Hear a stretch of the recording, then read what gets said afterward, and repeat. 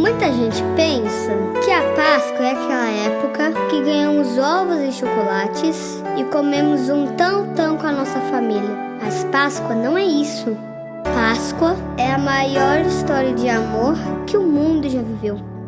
Foi quando Deus, por amar tanto a todos nós, mandou o seu Filho Jesus para morrer por nossos pecados. Sim, Ele se entregou por nós. Na Bíblia, em João 3,16, está escrito: porque Deus tanto amou o mundo, que deu seu Filho unigênito, para que todo aquele que nele crer não pereça, mas tenha a vida eterna. A morte não venceu Jesus. Ao terceiro dia, Ele ressuscitou. Sim, Ele vive. E se hoje nós temos vida, temos porque Cristo nos amou. Deus é amor.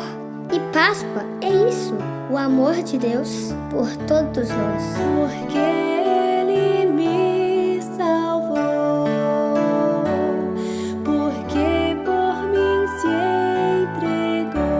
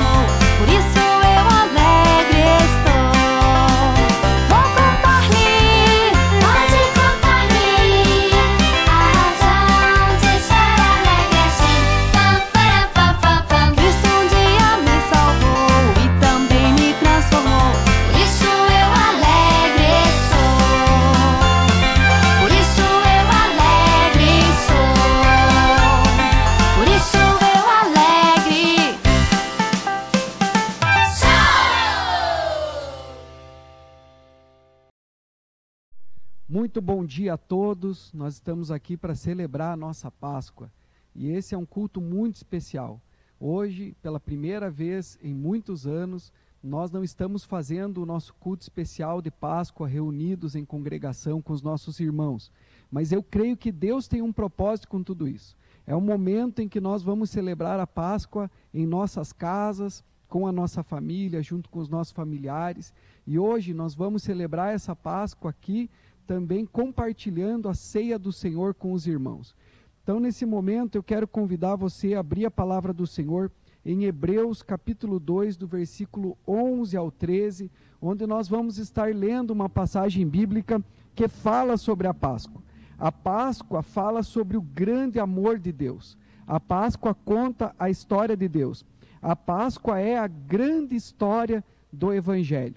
Então leia comigo Hebreus capítulo 2, do versículo 11 ao 13, primeiramente, depois eu vou continuar a leitura desse texto bíblico também no versículo 14 em diante.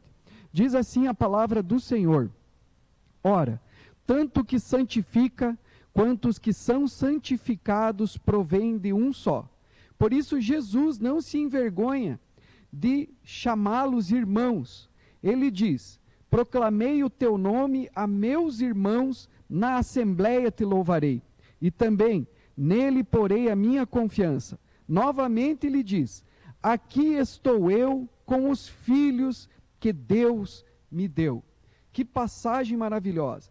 Primeira coisa que eu quero ressaltar aqui dessa passagem é que esta passagem ela demonstra que nós nos reunimos como família espiritual para celebrar ao Senhor. E aqui nós vemos um louvor da parte do próprio Senhor Jesus, que não se envergonha de ser chamado nosso irmão e de nos chamar de irmãos. E ele diz: proclamarei o teu nome a meus irmãos, na assembleia o louvarei. Então nós vemos aqui como é importante nós nos reunirmos, como é importante nós congregarmos e estarmos na presença do Senhor. Mas esse texto não fala das nossas congregações, das nossas reuniões aqui na terra, que são certamente prenúncios do dia em que nós nos reuniremos em congregação na glória eterna, e lá estaremos juntos com Jesus, adorando ao nosso Deus. Eu creio que esse texto fala sobre esse grande dia, sobre esse ajuntamento, quando no céu nós nos ajuntaremos. Eu sei que é tão importante, nós estamos ansiosos para nos reunirmos novamente como igreja, porque a palavra do Senhor realmente diz que aonde estiverem 2 ou 3 reunidos em seu nome, ali Ele está no meio deles. Então, quando nós nos reunimos para cultuar a Deus, nós temos uma experiência especial, porque Deus se faz presente, porque Ele disse que estaria presente, e nós podemos sentir a sua presença andando no meio da igreja, em meio ao seu povo, porque Deus habita em meio aos louvores. Então, quando entramos na presença do Senhor, Deus começa a falar conosco, revelar a sua vontade, sentimos e somos envolvidos pela sua glória. E isso é maravilhoso, isso faz parte da nossa experiência quando nós nos reunimos para adorar a Deus em congregação. Mas essa passagem, ela fala dessa reunião maior, dessa reunião consumada nos céus. E Jesus diz no versículo 13, nele porei a minha confiança. Essa história da Páscoa é uma história sobre confiança. E novamente ele diz, aqui estou, eu com os filhos que Deus me deu. Na presença dos meus irmãos, na congregação. E eu confio no Senhor. E aqui eu estou, juntamente com os meus irmãos. Essa obra é a obra de Jesus. E isso alegra muito o coração de Deus. Então os cristãos são essa família que se multiplica, essa família que nós podemos representar em uma família de coelhinhos, que se multiplicam, a cristandade que se multiplicou, começou ali com 12 apóstolos e hoje nós somos milhares de milhares, em todos os tempos, em toda a história, pessoas que foram salvas, regeneradas, e que porque Cristo ressuscitou, nós temos essa esperança, que se Cristo ressuscitou, nós também ressuscitaremos juntamente com Ele em glória. Por isso diz a palavra do Senhor que aquele que crê em mim, como diz a Escritura, ainda que morra, viverá. Isso é maravilhoso. O Senhor nos libertou da maldição da lei, o Senhor se fez maldição por nós, e nós temos essa salvação, e isso é tão importante. Eu, muitas vezes, antes de compreender isso, antes de compreender o Evangelho, de entender estas coisas, eu ponderava sobre a doutrina da reencarnação, sem compreender por que as pessoas sofrem nesse mundo, sem compreender por que muitas vezes as coisas são como são. Eu ponderava sobre essa doutrina, E eu li que essa doutrina era para pessoas inteligentes.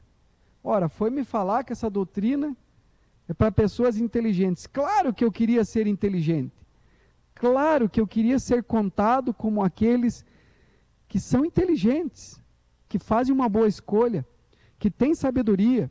Então parecia que a reencarnação e a lei do karma era a resposta para tudo. Até que eu descobri o Evangelho segundo Deus, nas Escrituras. O Evangelho não da reencarnação, mas o Evangelho da ressurreição dos mortos. O Evangelho que restaura o propósito eterno de Deus, pelo qual nós fomos criados. Existem 4 evangelhos na Bíblia Sagrada, e eles levam esse nome, porque estes 4 livros revelam o Evangelho. E o Evangelho é a boa notícia, a notícia alvissareira, a notícia a ser compartilhada, que o problema do pecado, que era a morte, agora está solucionado, está resolvido. Nós não precisamos mais temermos a morte, porque Cristo venceu a morte, e Ele é Senhor da vida, Ele é o doador da vida. Essa é a notícia, a morte foi vencida, nós não temos mais o que temer, e podemos confiar no Senhor. A Páscoa é essa história de amor, a Páscoa fala de libertação, a Páscoa fala de propósito, a Páscoa fala do Evangelho, e o Evangelho, ele é o Evangelho segundo Deus, porque ele já foi pregado e revelado claramente desde o Antigo Testamento. Desde o Antigo Testamento o Senhor quer restaurar o seu propósito, pelo qual nós fomos criados. Deus nos criou para ter um relacionamento familiar conosco. Deus nos criou para nos amar e ser amado por nós. Deus nos criou porque Ele quer uma família de muitos filhos, filhos semelhantes a Jesus para a sua glória. Mas nós conhecemos a palavra, que o homem pecou e foi destituído da glória de Deus. O pecado fez com que houvesse um abismo, uma separação entre Deus e os homens. Então o homem se tornou inútil para o propósito eterno de Deus, não podendo mais se relacionar com Deus por causa do pecado, visto que Deus é santo e o homem se tornou pecador. E é muito interessante, porque essa história revela claramente o amor de Deus. E eu acho que nós temos muito da imagem e semelhança de Deus, mesmo antes de aceitarmos Jesus, mesmo antes de sermos regenerados pelo poder do Espírito Santo. Por exemplo, quando nós assistimos filmes que falam sobre relacionamento, que falam sobre pessoa, sobre gente, como por exemplo o filme Vencendo Gigantes, o filme O Quarto de Guerra, o filme Prova de Fogo, nós nos emocionamos muito, porque existe essa centelha da imagem de Deus em nós, que é a capacidade de amar. Por exemplo, eu em minha casa, quando era jovem, nós dizíamos assim, eu, meu pai, meu irmão, nós dizíamos assim, filme para ser bom tem que ter tiroteio, revolvada e facada. Quando alguém, minha mãe ou alguém pegava um filme na locadora, nós já perguntávamos, tem tiroteio, revolvada e facada? Porque senão nós nos negávamos a assistir. Mas é muito interessante que mesmo estes filmes de ação, filmes policiais, eles se tornam bons realmente quando existe uma história, quando existe dentro dele um romance, um drama. Quando, por exemplo, a filha do policial é sequestrada, e então sim, o policial está buscando salvar sua filha, e aí a gente entra no filme, entra na história, e a gente torce, e quer vingança, e vai em frente. A mesma coisa quando tem um romance com uma mulher, e então acontece, o artista, ele vai em busca daquilo, e aí o filme ganha sentido, e o filme tem graça. Mas quando é apenas tiroteio, revolvada e facada, e tiro, até acaba perdendo a graça. E nós vemos isso, que estes filmes, que são baseados em fatos reais, eles são muito emocionantes, que falam de vivências, que falam de coisas reais que aconteceram. Mas o filme mais emocionante que eu assisti até hoje, foi o filme A Paixão de Cristo, de Mel Gibson. E não é por acaso que o nome desse filme é A Paixão de Cristo, porque ele fala sobre um Deus apaixonado. ele fala sobre um Deus que revela o seu amor para salvar as suas criaturas de uma maneira extrema. Porque Deus amou o mundo de tal maneira que deu o seu Filho unigênito, para que todo aquele que nele crê não pereça, mas tenha a vida eterna. Eu me lembro, quando eu e a minha esposa fomos assistir a esse filme, nós assistimos o lançamento do filme em Curitiba, e quando nós saímos da sala de cinema, nós saímos verdadeiramente desfigurados. O meu rosto estava desfigurado de tanto chorar, e o rosto da minha esposa estava desfigurado de tanto chorar. E por que estas coisas geram tanta emoção nos nossos corações? Certamente essa é a imagem de Deus que está em nós. Mas essa imagem foi em parte perdida por causa do pecado. Quando Adão pecou no jardim do Éden, muito desta imagem foi perdida, muito do propósito de Deus foi perdido lá no jardim do Éden. E quando eles pecaram, diz a palavra do Senhor que eles se encontraram nus, eles perceberam a nudez da sua alma, eles se sentiram mal, se sentiram vazios, porque a comunhão com Deus havia sido quebrada, o propósito de Deus havia sido frustrado, e eles olharam, viram que estavam nus. Então o que eles fizeram? Cozeram para si folhas de figueira, e a pastora pregou alguns cultos atrás, que a figueira é uma figura de Israel, e é muito interessante essa meditação. Eles fizeram folhas de figueira para cobrir a sua nudez, e é o que o homem faz, simboliza as suas próprias obras, simboliza o seu próprio esforço para resolver a questão, para salvarem-se a si mesmo, para cobrirem a sua própria nudez, mas isso não teve efeito. E é exatamente aí que Jesus entra em cena.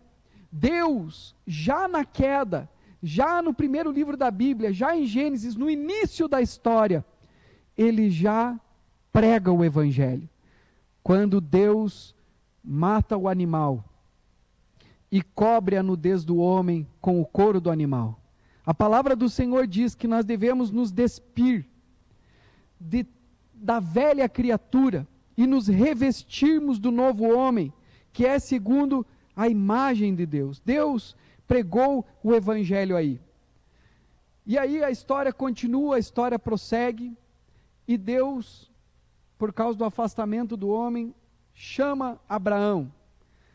E Deus chama Abraão com uma promessa e um propósito missionário, para pregar o Evangelho, para que as nações fossem salvas através da contemplação de verem um homem que se relaciona com Deus e da revelação deste Deus na vida deste homem chamado Abraão.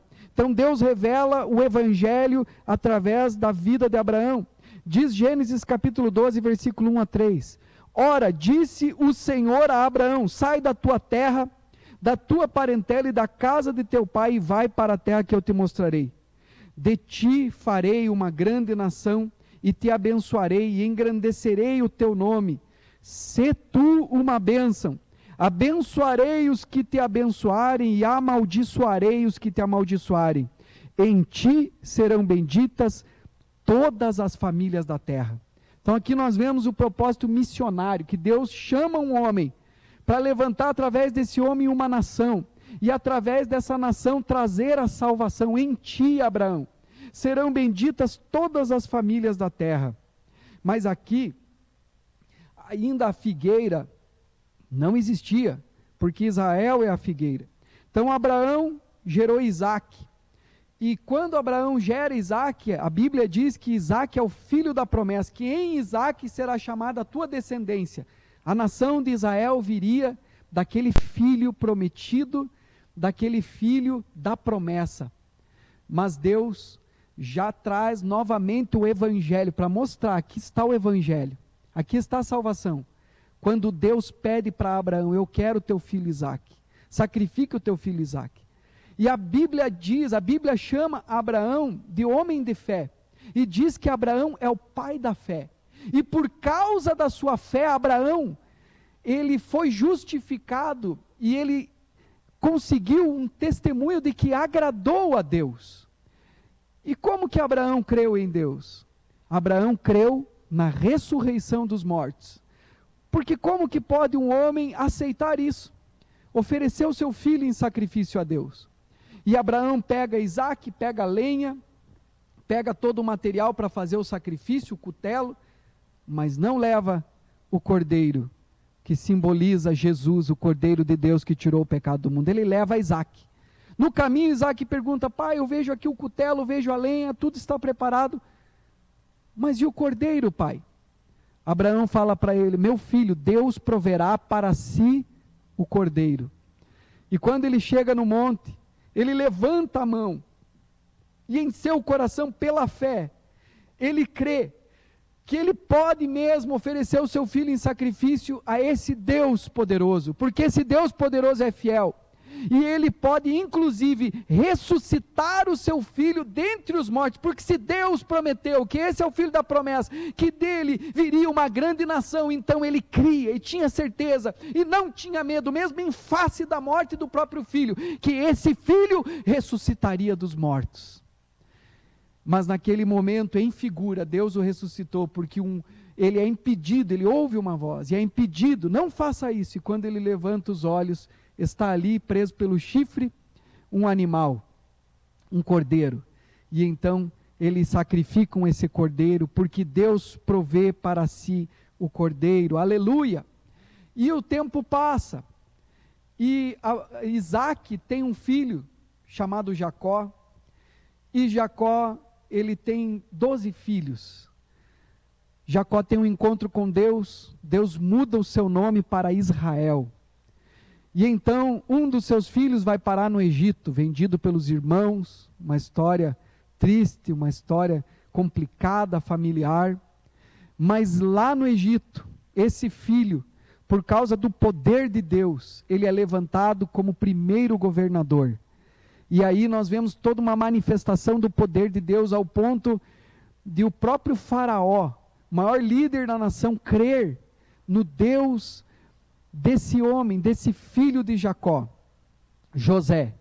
Faraó crê no Deus de José, e há uma revolução, porque vem um livramento muito grande, tanto para os egípcios, quanto para os israelitas, e então Deus leva a descendência de Abraão, a descendência de Isaque, a descendência de Israel, Deus os leva para o Egito. E qual é o propósito?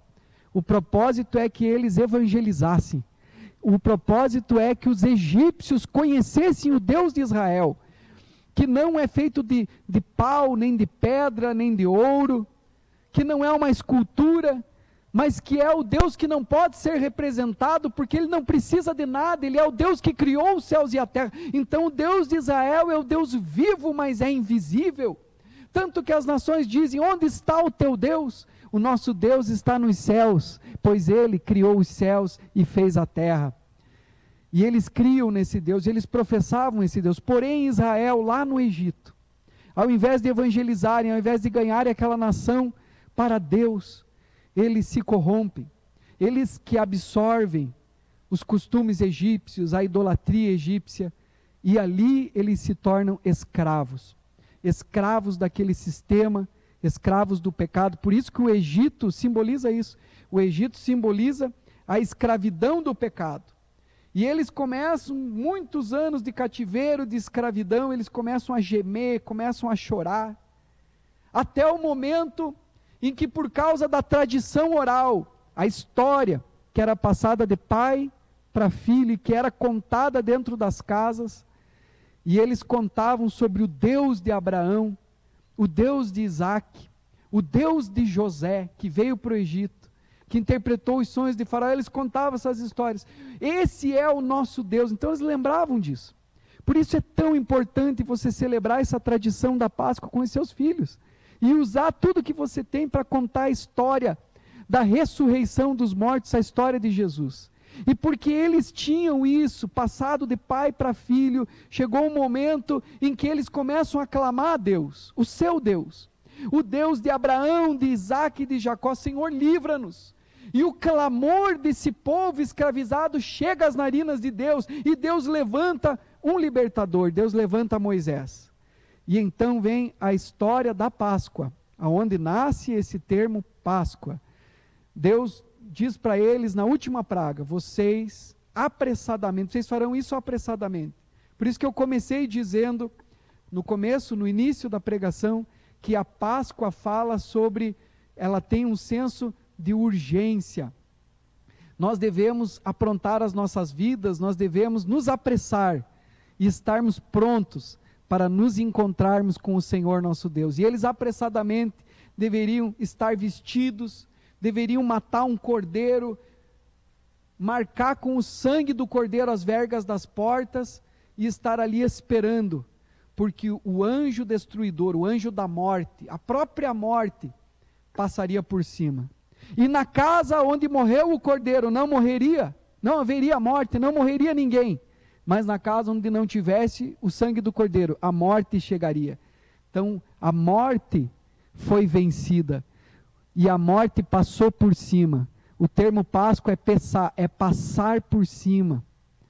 E assim eles foram libertos e eles saíram da escravidão do Egito, e Deus os trouxe para o deserto. E no deserto Deus os ensinou a confiar nele. No deserto eles não podiam temer, eles precisavam confiar inteiramente em Deus, porque no deserto eles não podiam prover nem sequer a sua própria alimentação. Eles não tinham domínio, eles não tinham controle sobre a sua própria alimentação, mas eles confiavam em Deus, eles confiavam no Senhor, e sempre Deus provinha. Todas as manhãs caía maná do céu. Por 40 anos Deus fez com que Israel confiasse no Senhor, confiasse em Deus. E ali Deus deu para eles, no cume do monte, no Sinai, os 10 mandamentos. Deus deu para eles a lei. E esses mandamentos são maravilhosos, são mandamentos éticos, mandamentos morais, mandamentos sobre a vida. Jesus resumiu todos estes 10 mandamentos, o decálogo dado a Moisés nas tábuas da lei. Jesus resumiu em 2 mandamentos: amarás a Deus sobre todas as coisas e amai o próximo como a ti mesmo. Porque os 10 mandamentos são assim. Os primeiros mandamentos são em relação a nós, amando a Deus e nos relacionando com Ele, e buscando e adorando ao Senhor. E os outros mandamentos são todos em relação ao nosso amor pelo nosso próximo. Se você ler os 10 mandamentos, você vai perceber que Jesus não está anulando, mas Jesus está confirmando com 2 mandamentos todos os 10 mandamentos. E isso é maravilhoso. Mas Deus deu esses mandamentos para eles, e aí que entra a questão da folha de figueira. Porque Israel tentava obedecer os mandamentos de Deus por sua própria força, por seu próprio empenho, pensando que apenas na obediência às leis, aos mandamentos, eles teriam salvação. Mas o problema é que quando eles começavam a tentar praticar os mandamentos, eles percebiam que não conseguiam. Porque o pecado que veio de Adão, ele contaminou todo o gênero humano. E agora eles, embora observassem e percebessem que a lei era boa, que a lei era pura, no entanto, o mal estava neles e eles não conseguiam praticar. Por isso a lei veio com um propósito, diz Romanos capítulo 5, versículo 20, sobreveio a lei para que avultasse a ofensa, mas onde abundou o pecado, superabunda a graça. O que significa isso? Que a lei veio, e então agora existe uma recomendação, mas eu, quando quero praticar, não consigo praticar. Então o pecado se avultou, o pecado ficou totalmente perceptível, e a minha incapacidade de ser bom, de obedecer a Deus, de andar no caminho de Deus. Mas Romanos capítulo 6, versículo 23 diz: porque o salário do pecado é a morte, mas o dom gratuito de Deus é a vida eterna em Cristo Jesus, nosso Senhor. Jesus deu a vida por nós, e Ele ressuscitou, e Ele nos deu o Espírito Santo, e agora, por causa do poder e da sua graça, do Espírito Santo, nós somos regenerados, e nós conseguimos viver uma vida transformada pelo seu amor, porque uma vida que ama é uma vida que obedece aos mandamentos, e nós temos prazer em obedecer aos mandamentos. Por isso diz a palavra do Senhor: aquele que me ama guardará os meus mandamentos, o Pai o amará, viremos para ele e nele faremos morada. Então havia uma lei, e essa lei tinha uma penalidade, uma condenação, e a condenação clamava por uma quitação, e Deus não podia fazer nada. Deus precisava de alguém que redimisse. Deus precisava de um redentor que fizesse uma expiação, para que ele pudesse perdoar o homem. Não podia simplesmente dizer: eu vou jogar a minha lei no lixo, porque isso geraria o caos, geraria impunidade. E é aí que Jesus entra em cena. O Salmo 85, versículo 10 a 13, diz assim a palavra do Senhor: encontraram-se a graça e a verdade. A graça de Deus se encontrou com a verdade que nós somos culpados. Mas existe uma solução, existe um evangelho, existe uma boa notícia. A justiça e a paz se beijaram. Por isso, na cruz do Calvário, a justiça e a paz se beijaram. Diz a continuação do texto: da terra brota a verdade da impiedade, a verdade dos homens. Dos céus a justiça baixa o seu olhar. Também o Senhor dará o que é bom, e a nossa terra produzirá o seu fruto. A justiça irá adiante dele, cujas pegadas ele transforma em caminhos. Está falando de Jesus. Jesus é o caminho, a verdade e a vida. Só um nome há dado entre os homens pelo qual importa que sejamos salvos, e o nome é Jesus. Só Ele morreu na cruz do Calvário. Ele é o único pontífice. Ele é aquele que faz novamente a paz entre nós e o Senhor nosso Deus, perdoando os nossos pecados.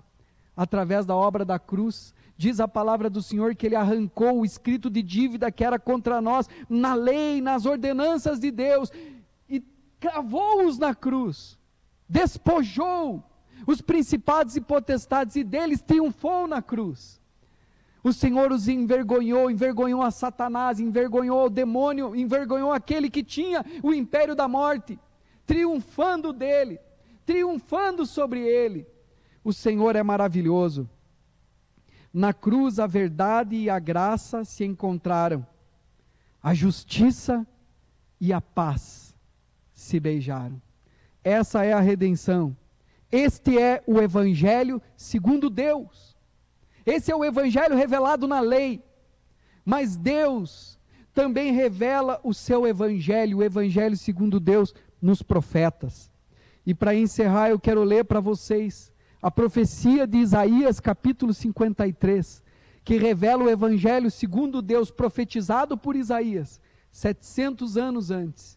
E você vai perceber que, com detalhes, Isaías fala sobre tudo o que aconteceu com Jesus na cruz do Calvário.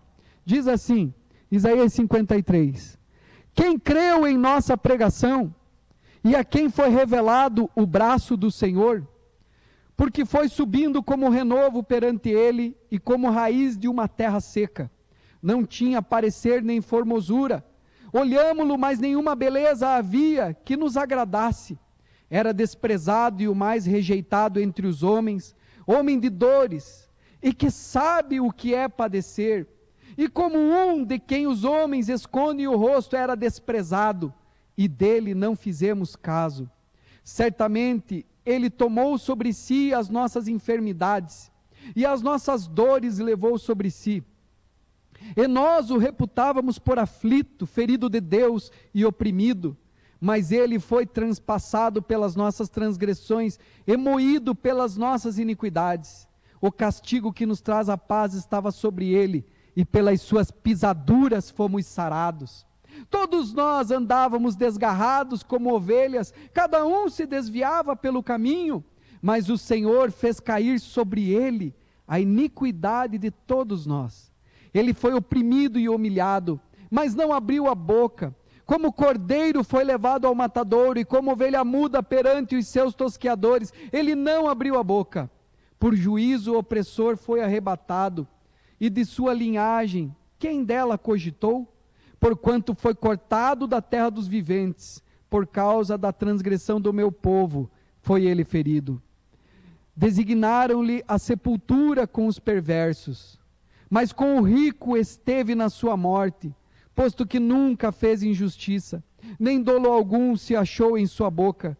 Todavia ao Senhor agradou moê-lo, fazendo-o enfermar. Quando der ele a sua alma como oferta pelo pecado, verá a sua posteridade e prolongará os seus dias, e a vontade do Senhor prosperará nas suas mãos.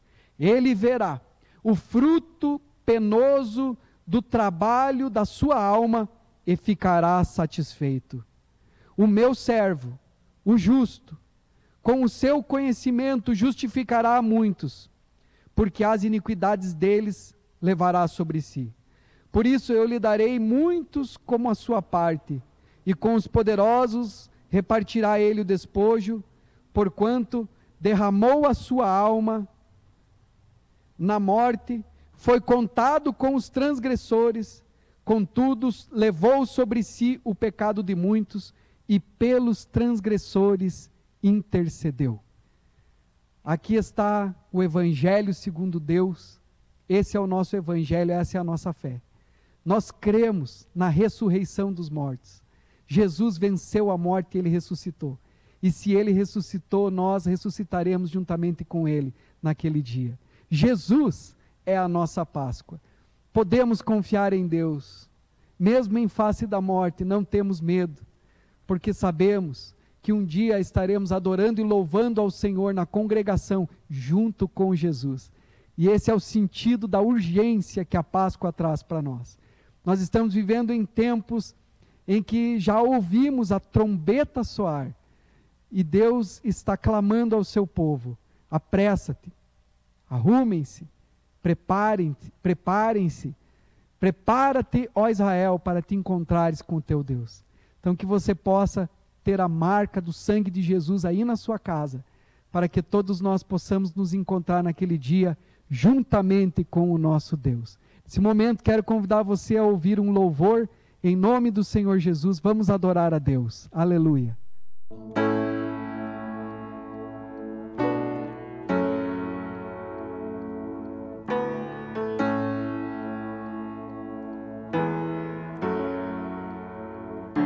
Eu não consigo entender o que eu fiz pra merecer o rei que homem se tornou e os meus pecados suportou.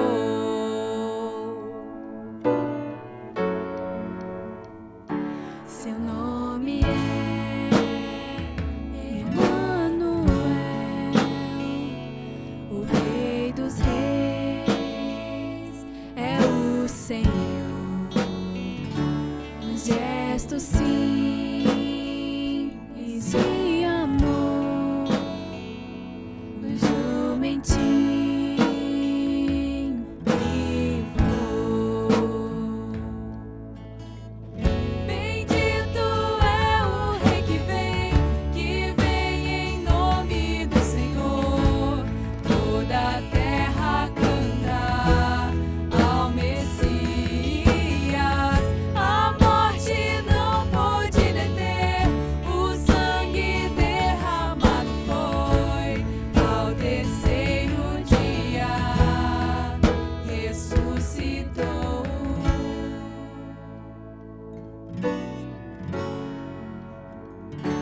Seu nome é Emanuel, o Rei dos Reis é o Senhor.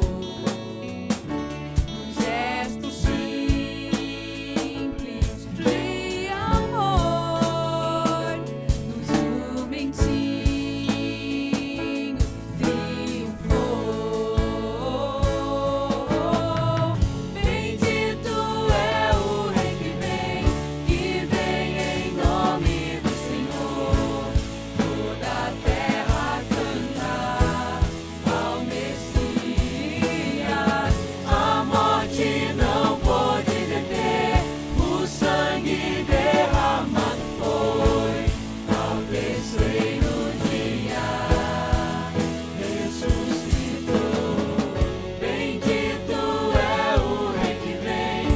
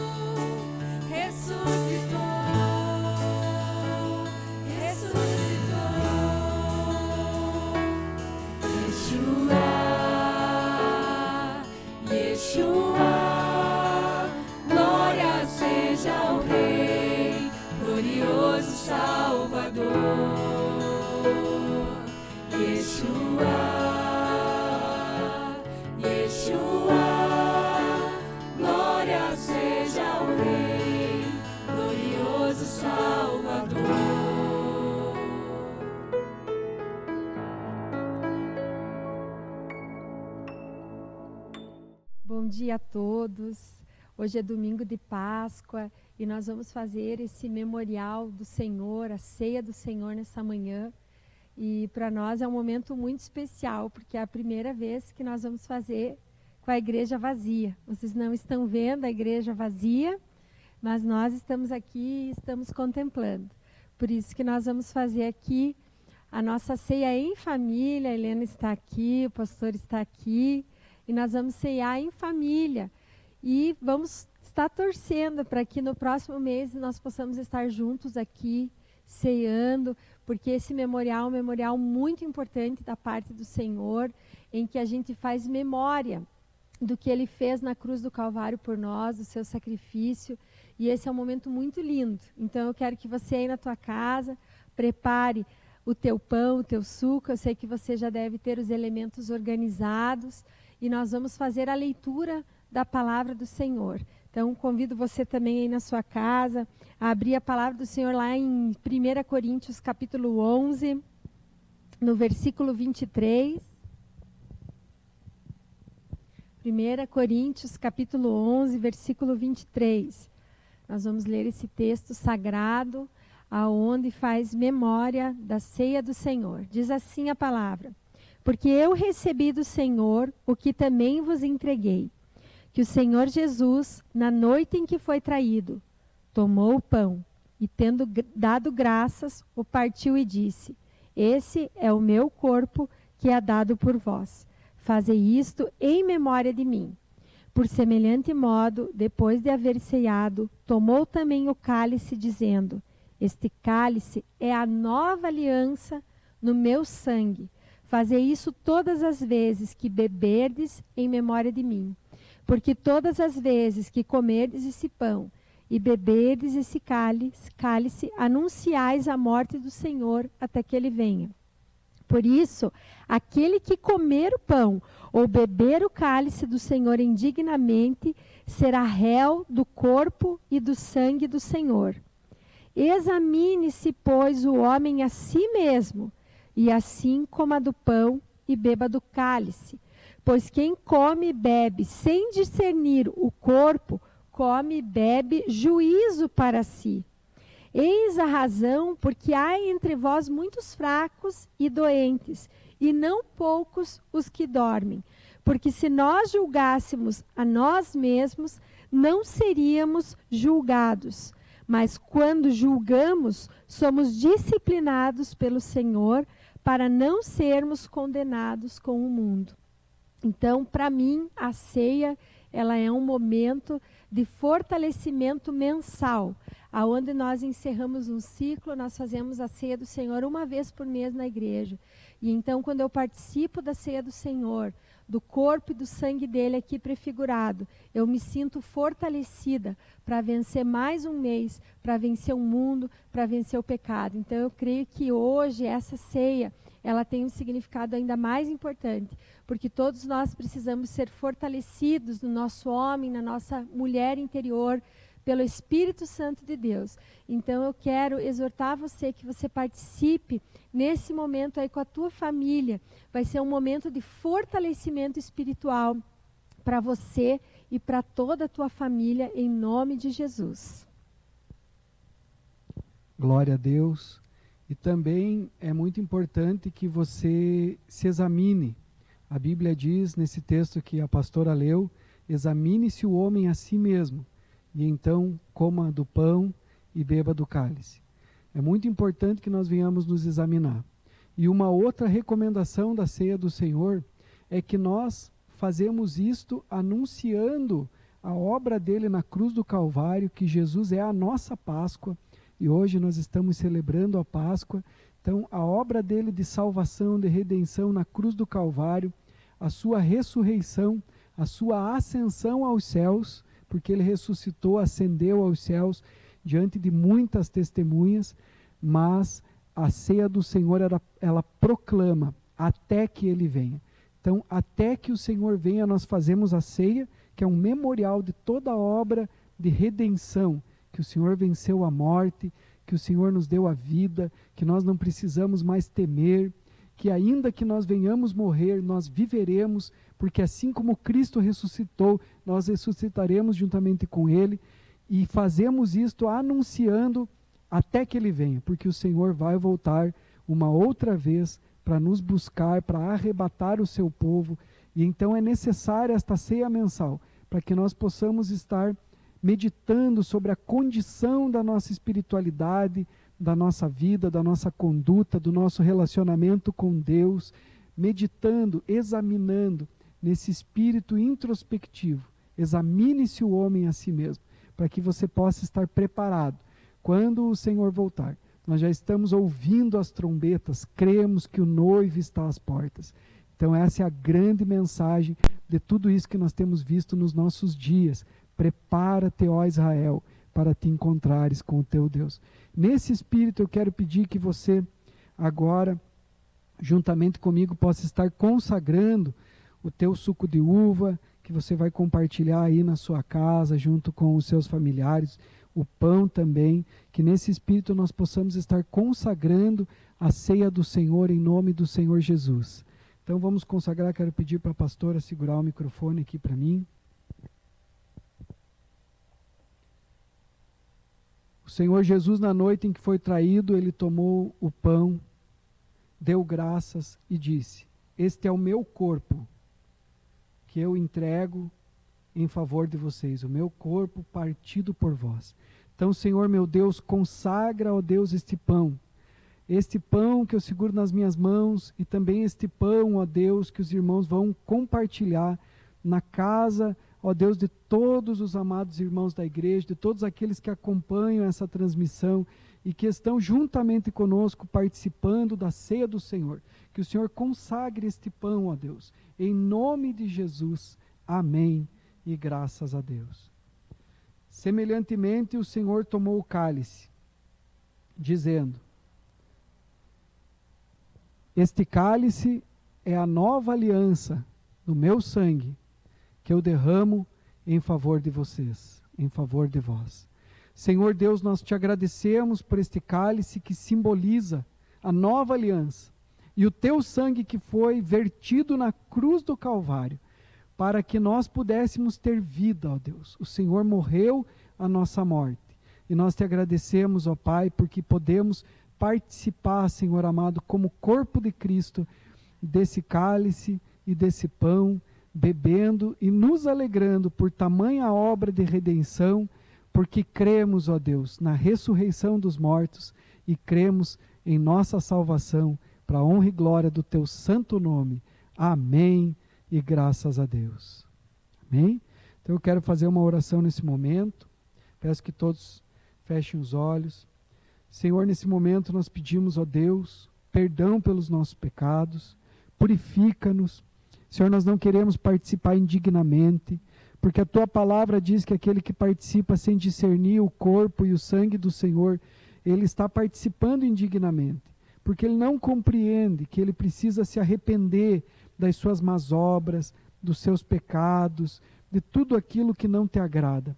Então, Senhor, nesse momento nós nos examinamos, se existe alguma coisa em nossa conduta, em nossa mente, em nosso emocional, que nós precisamos nos arrepender.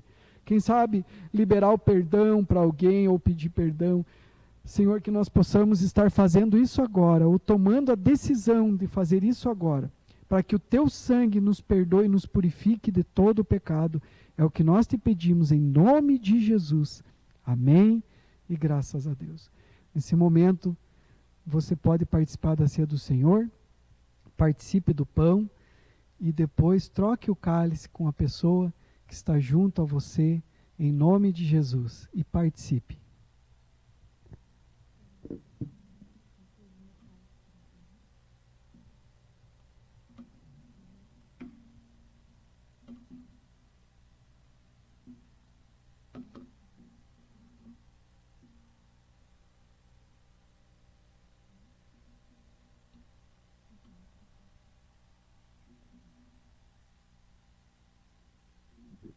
Os irmãos podem participar do pão, trocar o cálice e participar em nome do Senhor Jesus.